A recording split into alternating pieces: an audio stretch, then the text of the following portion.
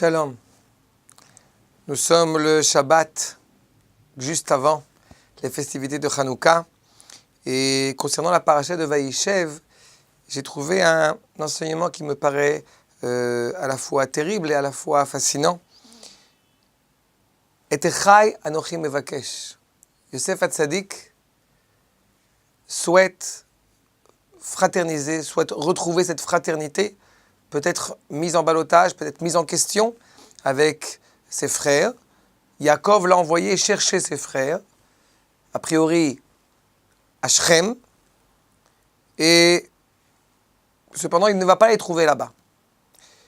Et il fait par erreur chercher ses frères. Le verset va nous dire Vaimtseu ish veine to'e basade. Il s'est trompé sur le chemin, il a rencontré quelqu'un. Selon les Chachamim, qui est cet homme, cette personnalité? Il semblerait que c'est l'ange Gabriel, qui vient justement essayer de lui indiquer, de l'aiguiller sur la demande expresse de Yosef, qui veut écouter son père, qui veut aller retrouver ses frères. Ma tevakesh, que demandes-tu? Vayomer et echai anochi mevakesh. Je demande mes frères, agidana li eifo emroim. Où sont-ils? Où sont-ils en train de paître le troupeau? Et il y a évidemment une grande difficulté. D'abord, pourquoi s'est-il trompé? En quoi a-t-il fait erreur? Et puis ensuite, ce postulat de demander de manière expresse la fraternité, de retrouver justement ses frères. Et cette demande est adressée justement à Gabriel, ce même ange tutélaire que nous avons déjà rencontré avec Abraham au moment où l'ange Gabriel, justement, lui annonce la destruction de Sodome. C'est-à-dire que la rencontre entre Yosef et Gabriel n'est pas hasard, n'est pas du tout un hasard. Elle vient indiquer qu'une tension sous-jacente va se mettre en place.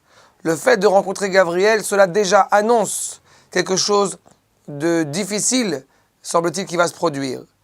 Yosef, pas une seule seconde, n'hésite, malgré les difficultés, malgré les déboires qui peuvent encourir, malgré, effectivement, on est à la veille de la vente de Yosef, on est à la veille de mettre Yosef dans le puits, d'avoir cette tenue ensanglantée qu'ils vont rapporter à Yaakov, et pourtant, Yosef indique qu'il souhaite justement retrouver ses frères.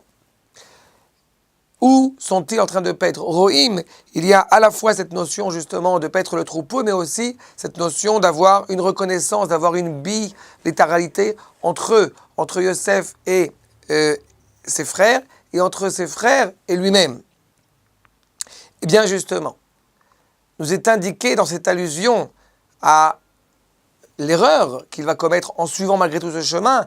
Il devait aller chercher ses frères à Shrem, il va malgré tout aller plus loin et essayer de les retrouver là où ils sont.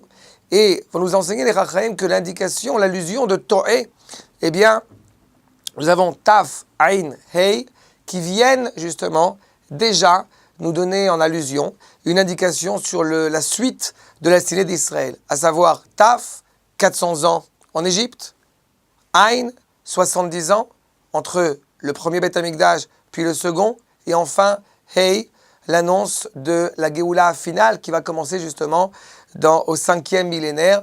C'est exactement ce que nous sommes en train de vivre aujourd'hui. Malgré toute cette torpeur, malgré toute cette douleur, cette difficulté que va traverser Yosef, eh bien, pas une seule seconde il hésite, pas une seule seconde il remet cette fraternité en question. De la même manière que les Maccabim, justement, quand ils vont sortir du Beth Amikdash pour se battre, a priori sans forcément grand espoir, en face des Grecs, il y a une volonté inaltérable, éternelle, d'avoir une confiance en nos frères. Et malgré que nos frères n'ont pas toujours le sentiment d'être reconnus comme frères, eh bien, pas une seule seconde, nous sommes hésitants, pas une seule seconde, nous penchons, nous trébuchons, en laissant penser qu'ils ont perdu cette notion de fraternité. Au contraire, Echai Anochi Mevakesh, sans cesse, sans faillir, nous passons et nous réussirons à retrouver cette notion de fraternité entre les frères de Yosef et lui-même. Ashiv banim el avotam ve avot el benehem, la rencontre renouvelée entre les frères. Et c'est malgré les déboires, malgré les difficultés, ce que nous traversons aujourd'hui nous permet progressivement de retrouver cette notion de fraternité, Bezrat Hashem, qui annoncera un acte bienveillant pour très bientôt. Shabbat Shalom.